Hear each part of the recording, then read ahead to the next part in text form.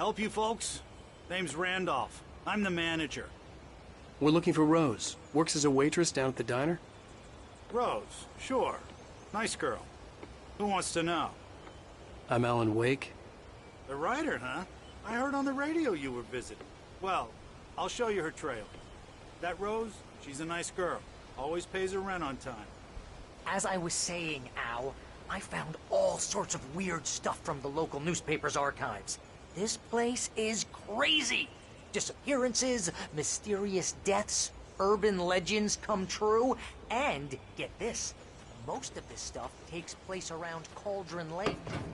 Well, you ain't wrong, mister. The Indians thought the lake was a doorway to the underworld. I'm the God-fearing type myself. I don't hold with that sort of thing. Yeah, okay. Anyway, there was an island there owned by a guy called Thomas Zane. Now, some of the articles I found about him make him out to be a famous writer, but I ran a bunch of searches, couldn't find a single thing he wrote. Zane was heavily into diving, so much so that the place came to be called Diver's Isle. But the volcano under the lake erupted in 1970, and Zane went down with the island.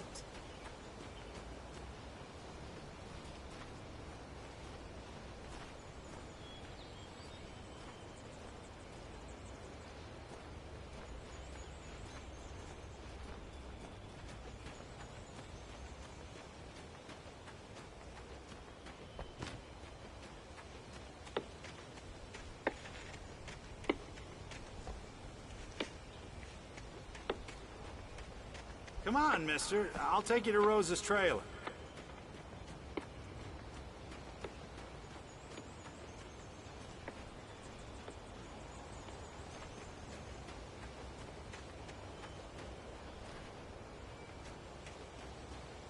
Just follow me. It's not far.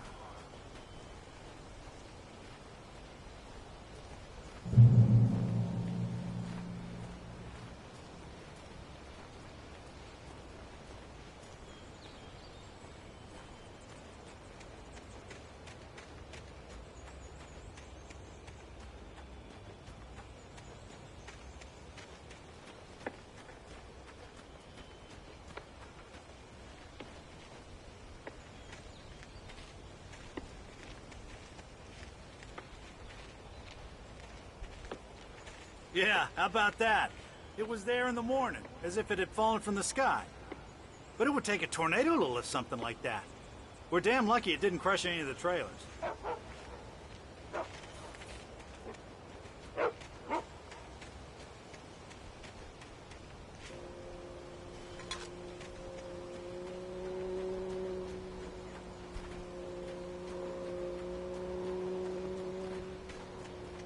Listen, I got things to do. This place don't run itself.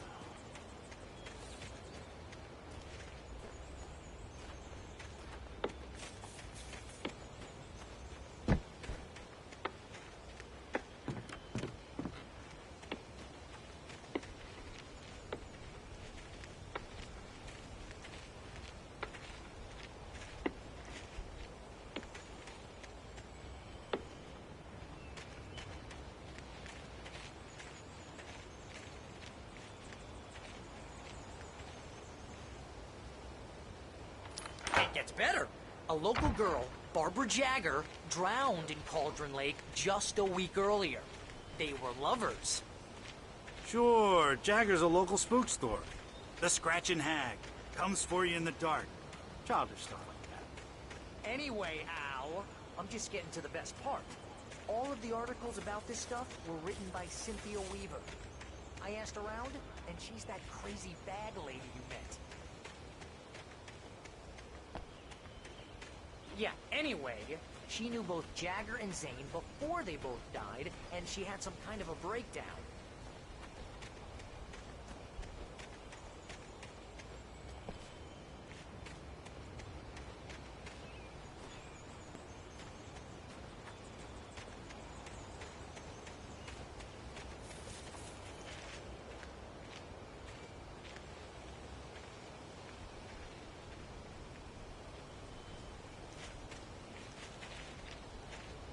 Well, mister, this here's Rose's trailer. You mind me asking what you want with her?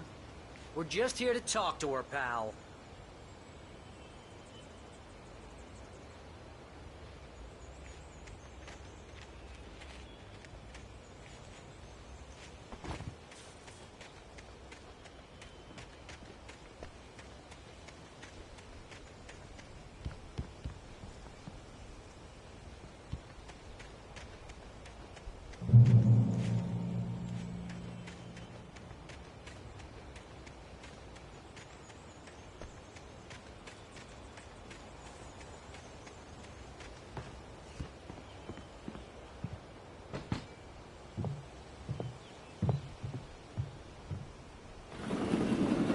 come to...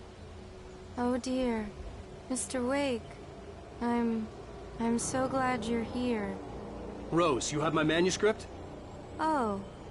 Oh, yes. Yes. Please, come in. Hey, this is really good. Rose, Yes, my manuscript. I really need it. I understand. I know what you need. A muse to inspire you. Oh, for Barry? She doesn't have anything. Yeah, hey, Al, what's... Oh... Barry! What? What?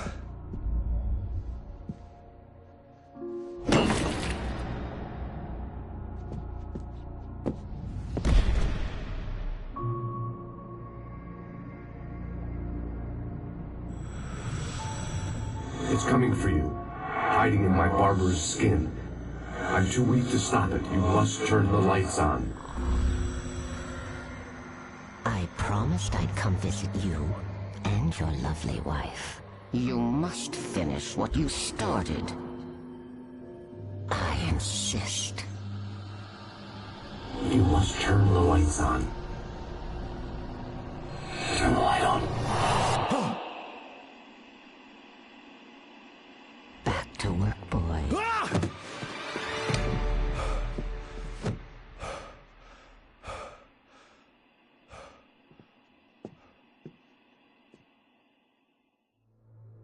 I felt nauseous, hungover. Only anger kept me going.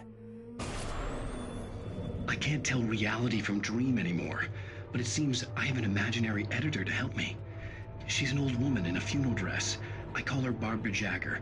She's very strict. I'm writing faster and faster.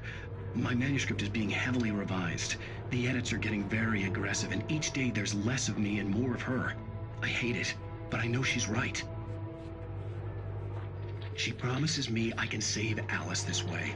She knows more of this than I do. About the complex incantation I'm attempting. About this place. She's worked with another writer under similar circumstances, Thomas Zane. The genre of the story seems to be shifting. It's turning into a horror story. I'm getting close. I can feel it.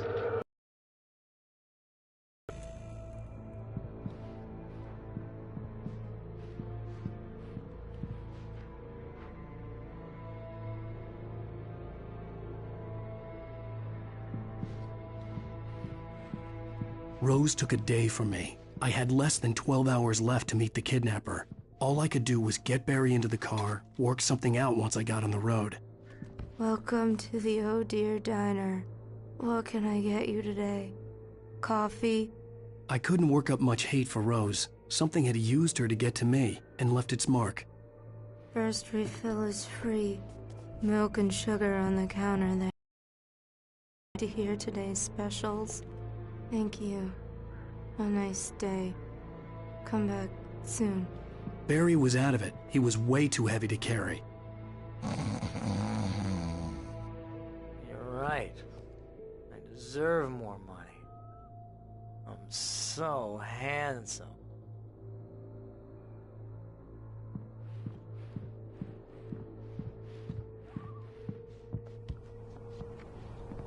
My gun and flashlight were gone. I'd have to find a way to get Barry into the car as quickly as possible. There was no time to waste. Mr. Randolph liked Rose. That little smile she had. How she was still sweet when life had tried so hard to make her bitter. It wasn't any of his business what she did in her trailer. But those strangers, the writer and his smart-ass sidekick, looked like trouble. And they'd been in there for hours, way past her normal bedtime. He reached for the phone and called the sheriff's station.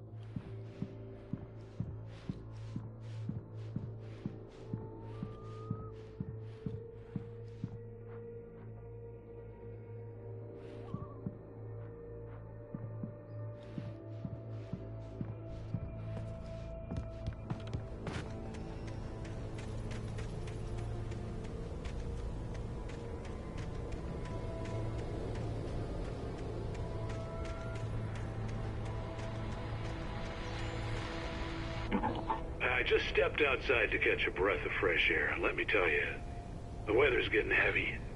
Nights like this make me especially glad I'm here talking to you and not home in bed. Once the weather takes a turn like this, I can't sleep at all. It's all tangled bed sheets and dark thoughts, punctuated by the occasional plunge into nightmare. Is it just me? Well, perhaps it is. But I hope I can make the night a little bit easier to get through. Caller, you're on KBF FM. Hey, Pat, it's Walt Snyder. What's on your mind, Walt?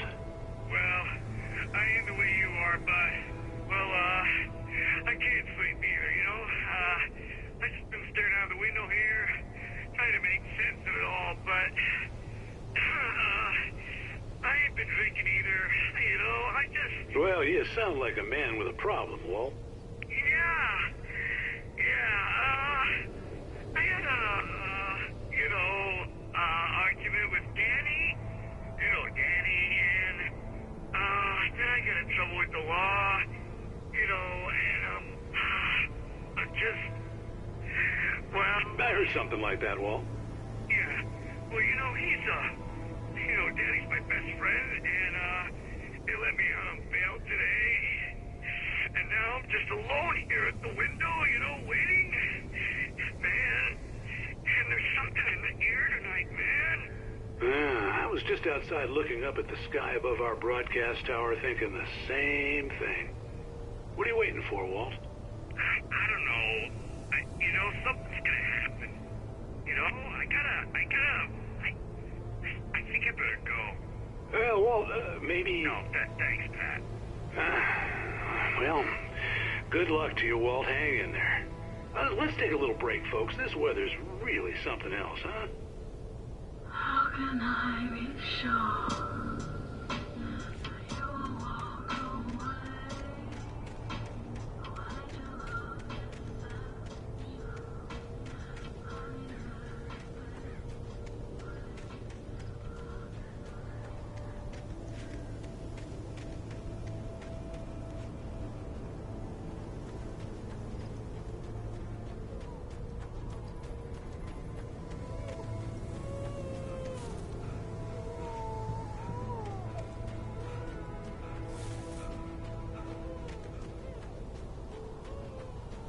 Oh, you're gonna get it now. God knows what you've done to that poor girl. This is Agent Nightingale, FBI! Get him up, Hemingway! You're under arrest! You move a muscle, I'll unload right in your goddamn face! Stay right where you are, Blaine!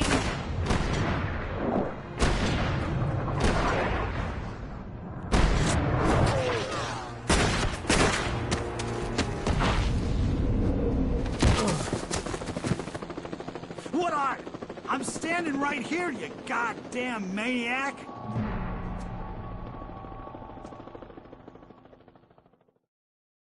I hated to leave Barry behind, but there was no way I'd miss my appointment with the kidnapper. Give it up, Mr. Wake! Come on! Make it easy! Get after it! Don't let him get away! Move it! Move it! Move it! Let him get away!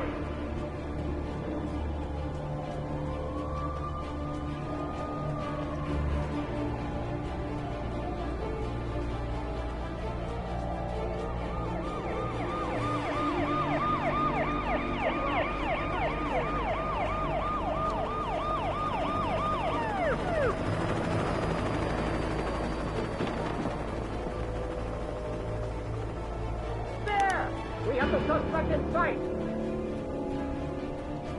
Okay, men, keep your eyes peeled. He's gonna try to make it through here. Oh, damn. There now! No! I'm up!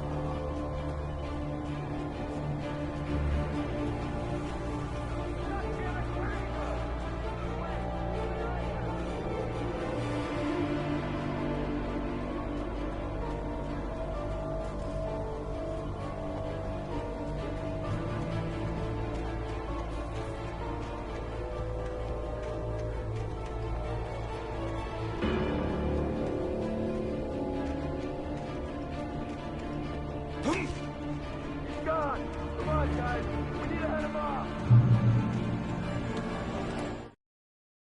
For decades, the darkness that wore Barbara Jagger's skin slept fitfully in the dark place that was its home and prison. It was hungry and in pain. It dreamed of its nights of glory when the poet's writing had called it from the depths and given it a brief, terrible taste of power and freedom. The rock stars had stirred it from the deep sleep the poet had sunk it back to in the end. When it sensed the writer on the ferry, it opened its eyes.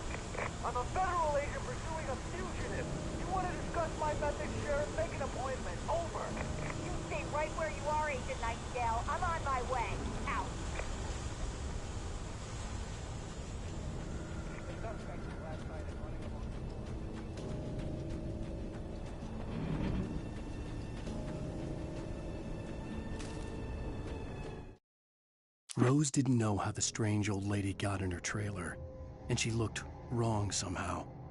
The woman showed her teeth in an approximation of a smile and traced a finger down Rose's cheek. "Pretty girl," she said. Rose felt as if she was falling asleep, but her knees didn't buckle. The crone spoke in a whisper, her words ice cold and dark in Rose's ear.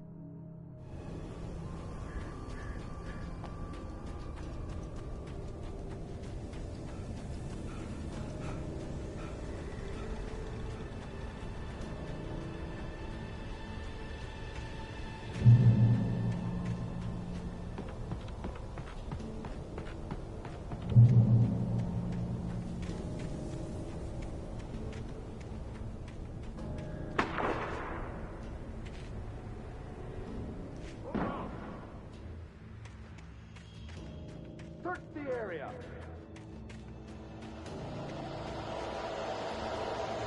Stay sharp. This way. Over here. Hey, who's there?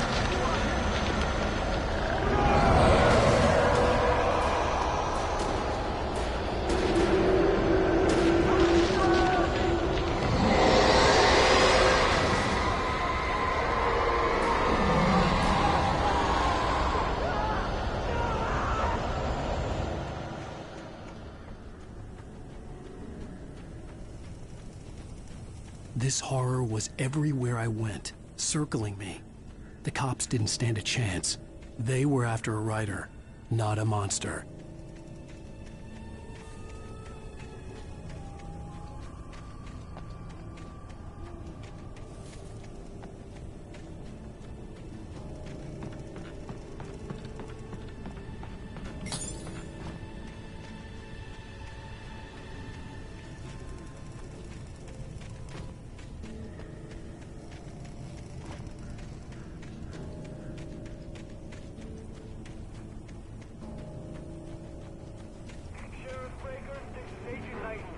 I've lost contact with most of the men you assigned to me.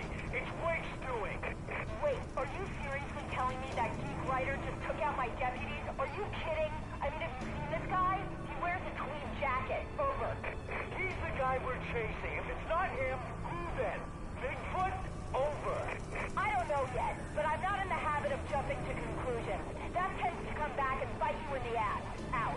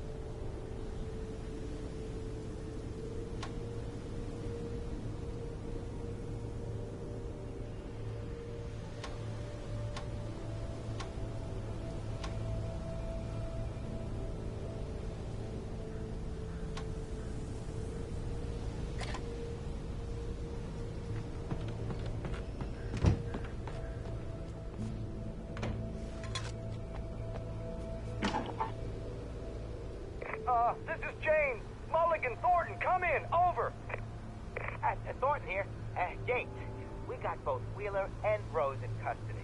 They didn't put up a fight or anything. Why, they were... Hey, what are you doing? Come on! Sit down and give me that. Jane, Mulligan here. Over. Go ahead, Mulligan. Over.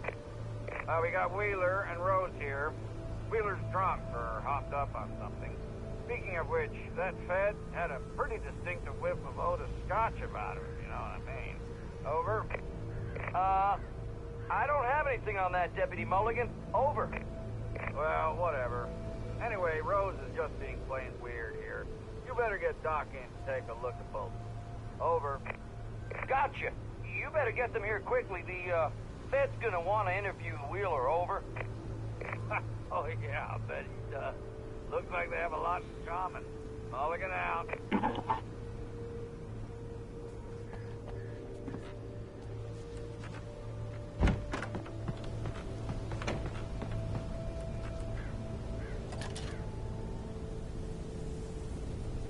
I could see the lights of the radio station in the distance.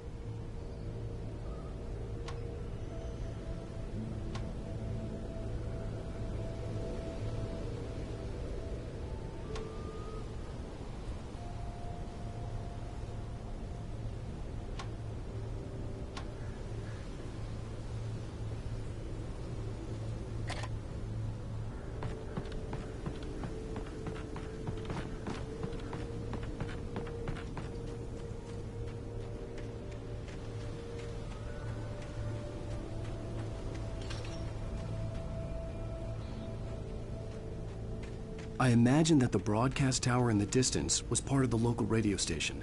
Maine seemed like a decent guy. Perhaps he could give me directions to the coal mine.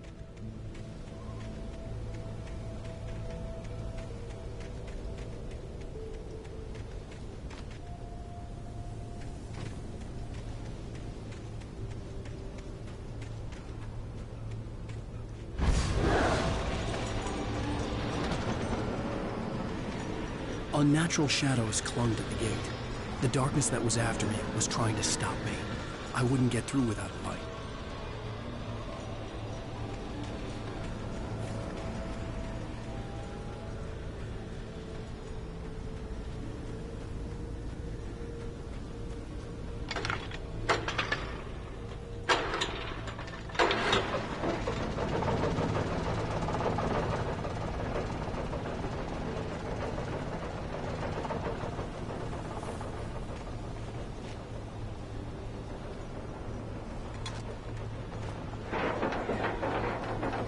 The old generator conked out.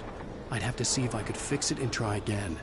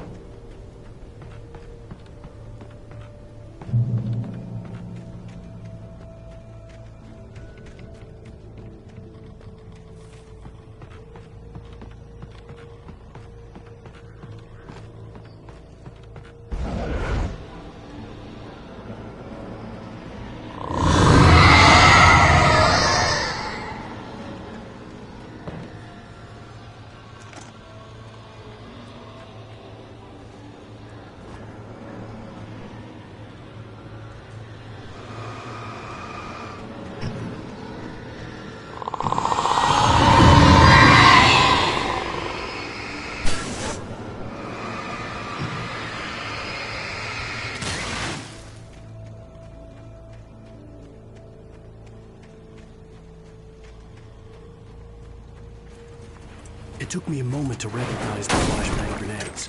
They were an ideal weapon for my situation. Team 1, come in. Over. Team 1, this is Sheriff Breaker. Over. Team 2, come in. I need a report. Over. Come on, guys. Talk to me. Come in, please. Over.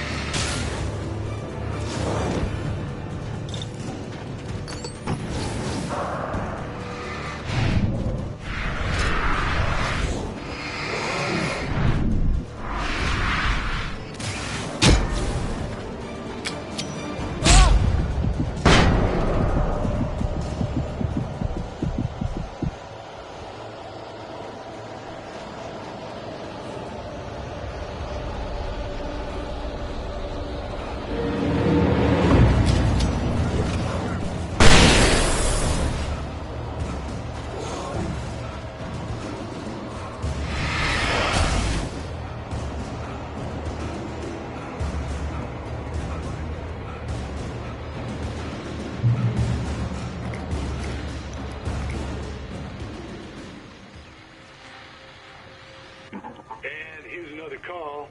You're on KBF-FM with Pat Maine. It's Milt Peabody, Pat. What's on your mind, Milt? Well, I live near the trailer park, Pat, and there's a big ruckus going on over there. Well, that's just up the road from me, too. What's going on, do you know?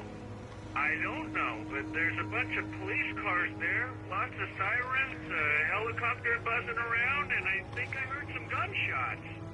Gunshots? Yes, sir, like from a pistol. So can you find out what's going on? Because it's just next door and they're popping off guns there. They're still shooting? No, it was maybe 10, 15 minutes ago. It sounds serious, Pat. I'm telling you, it don't sound like no party. Well, I'm certainly going to give the station a call, Milt. Okay. You'll hear it here as soon as I hear from them. Okay, thanks.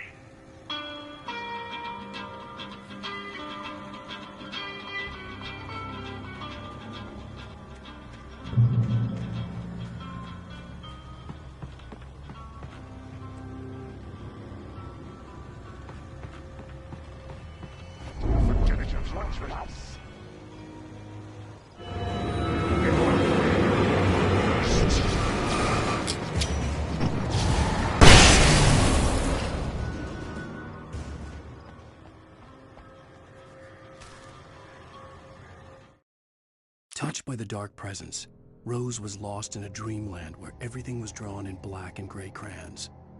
The old lady had promised her that all her wishes would come true. She would be Alan Wake's muse. She was smiling so hard it hurt her face. She crushed a bottle full of sleeping pills into the coffee. Deep down inside, she was screaming in terror.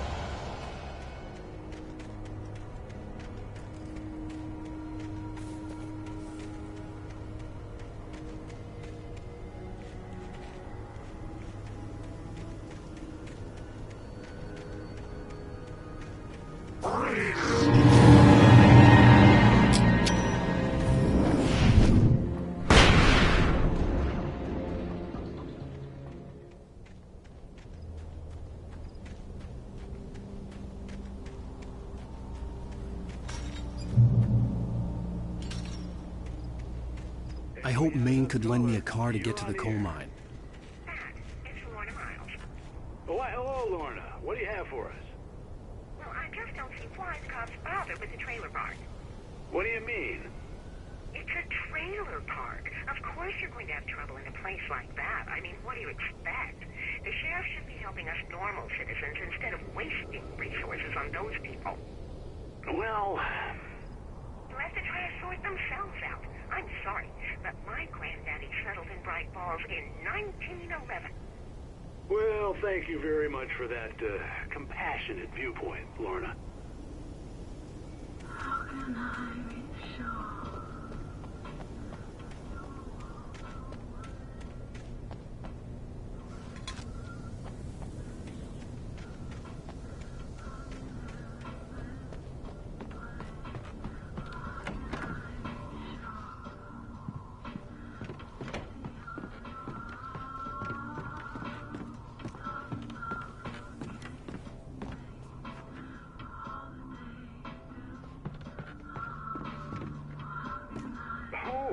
Surprise, the famous writer Alan Wake just walked in. Folks, I'm going to see if I can talk him into an interview. Come on in, Mr. Wake. Oh, I'm so glad you could find the time to do this, Mr. Wake.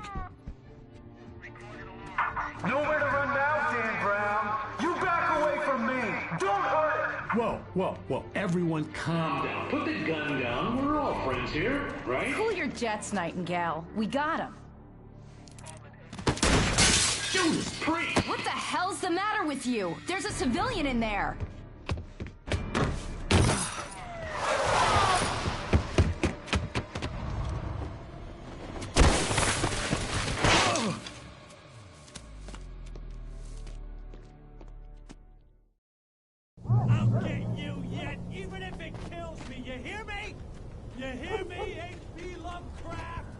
I had fallen off so many cliffs it was ridiculous.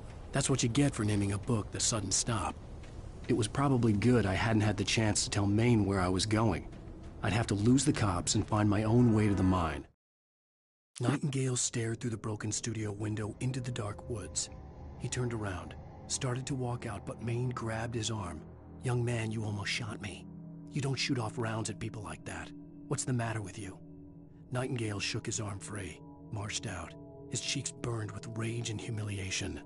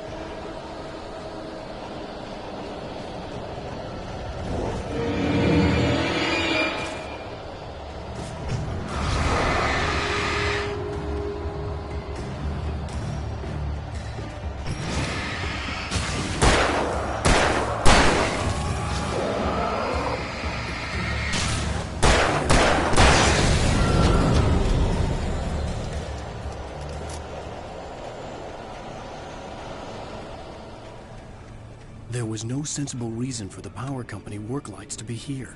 It was almost as if they'd been left for someone like me to use.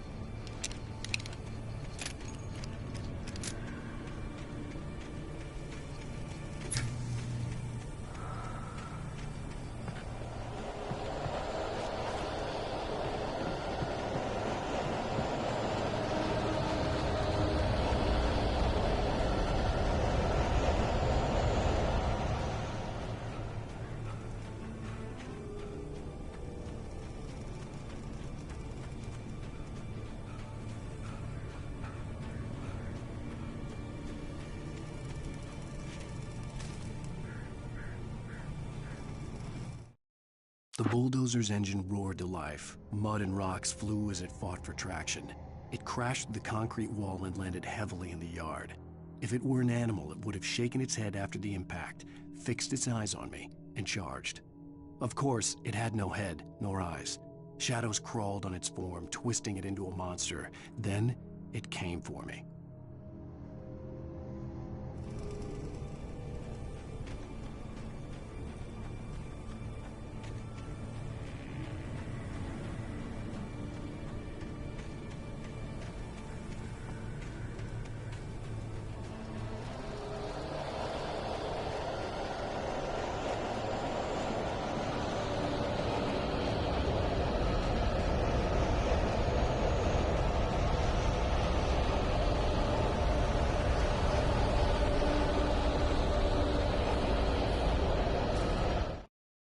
Sarah trusted her gut, and her gut said Agent Nightingale was an asshole.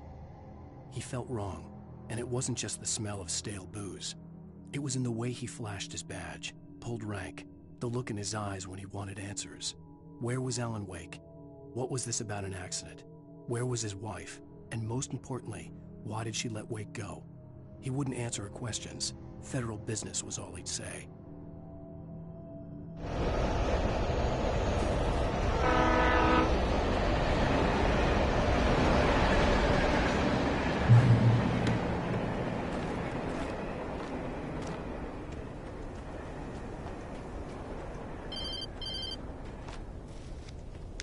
Hello? The most stubborn man I've ever met. Alice? Alice? Alan, I'm so afraid. Keeps me in the dark. Please help me. I look at you, Alan, and it's not you. Something else. Looking out from behind your eyes. Alice, I'm here. I'm so alone here. It's all gonna go to hell. You need to be careful. Cooperate. The connection had been terrible, but that wasn't the only thing that hadn't been right with the call. She sounded wrong somehow, but she had called me.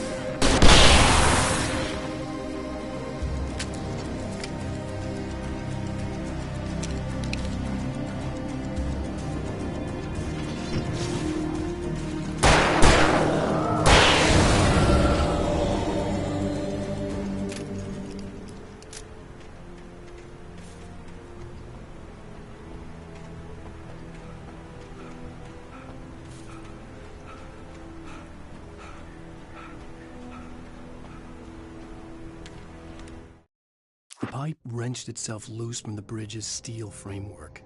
Wrapped in darkness, it floated in midair, twitching. For a moment, I didn't understand what I was looking at. The heavy object lurched at me with impossible force. I threw myself out of the way, but just barely. When I turned my flashlight on it, it shook in a dark rage before it flew at me again.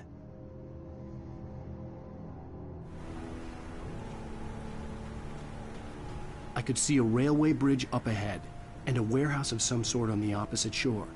I hoped I could find a car from there.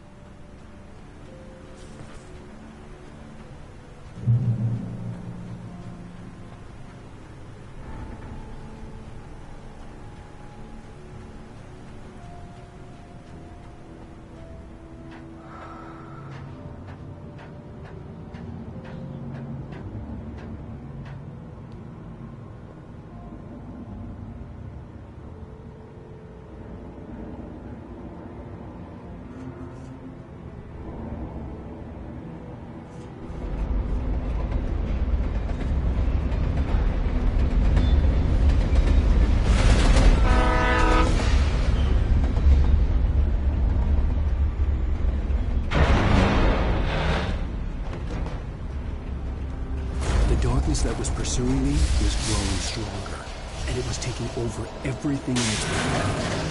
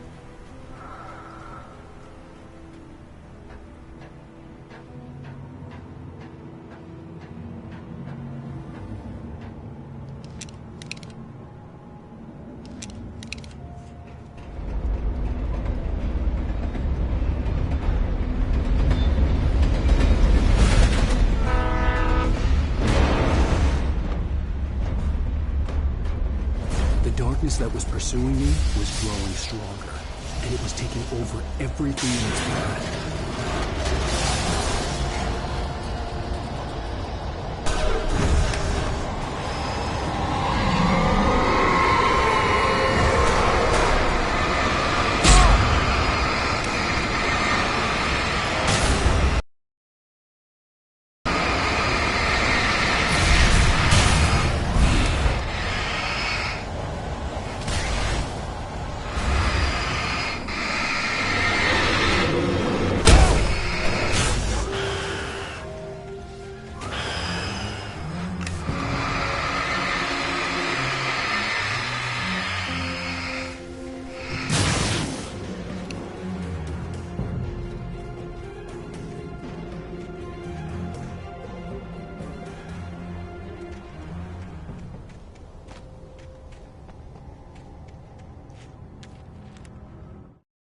I slammed the door shut right in his smug face.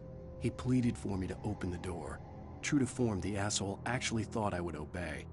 I had no sympathy left, no guilt either, not for him. I took a moment to savor the scream. I bet I had a smile on my face. It was all that I had time for. The dark presence was inside the lodge with me. As a teenager, just starting to get interested in writing, Stephen King had been a source of inspiration to me. I thought about all the inanimate objects that had come to life in his books. No one is safe in a good horror story. Certainly not the protagonist. That's what makes them fun. This was anything but. The darkness could possess anything, and it was getting closer.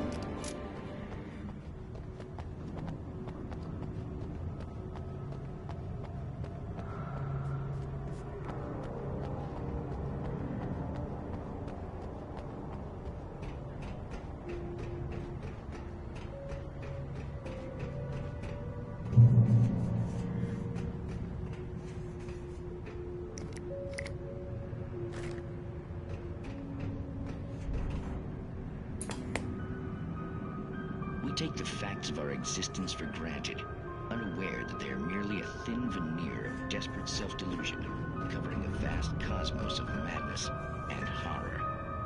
All too often, the stars are right. In Night Springs. Tonight's episode, A Family Occasion. Journalist Alvin Derlis' trip to study the local customs of an insular community in Night Springs has been less than successful. Until tonight. Well, I'm glad you changed your minds about this. Ancient customs, local mythology. My editor loves this kind of stuff. Well, Mr. Derlis, we don't want to feel like we're on exhibition. But you have demonstrated the seriousness of your intent. Oh, I am serious. Really, just do your thing. I'll stay out of your way and observe. Actually, I thought you could assist us. I'm afraid we are a man short. It would provide you with an intimate perspective. Could I really? Of course, Mr. Derlis. Well, I guess that's the least What would I have to do? Oh, here. Let me show you with a kiss.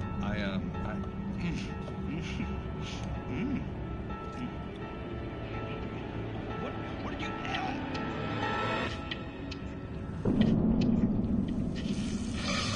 Oh, Mr. Derlis, you have well pleased Nixie Perka, the dweller in flesh. Your body shall host his 1,000 young, and all shall be glory.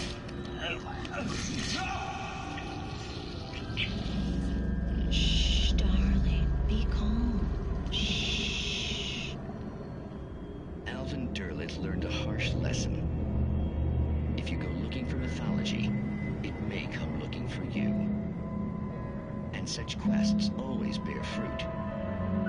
Night Springs.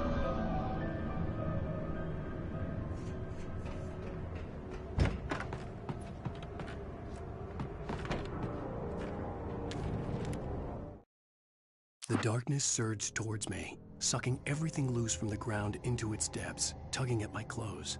I saw the flare the kidnapper had dropped and threw myself towards it just as I felt my feet leave the ground. The darkness embraced me with the force of a tornado. Somehow I managed to light the flare. The darkness roared and cast me away. I fell toward the dark waters of the lake far below.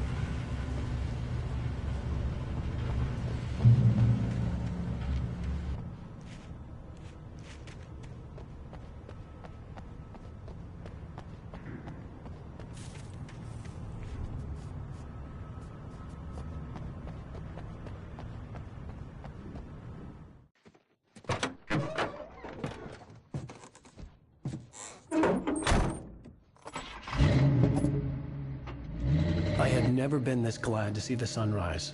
I had a couple of hours to get to the coal mine.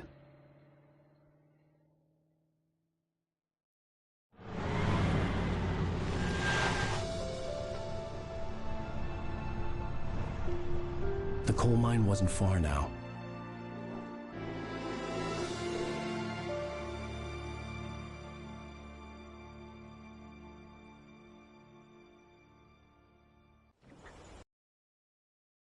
Today, I would meet the kidnapper, and he would give me Alice. I wouldn't give him any other choice.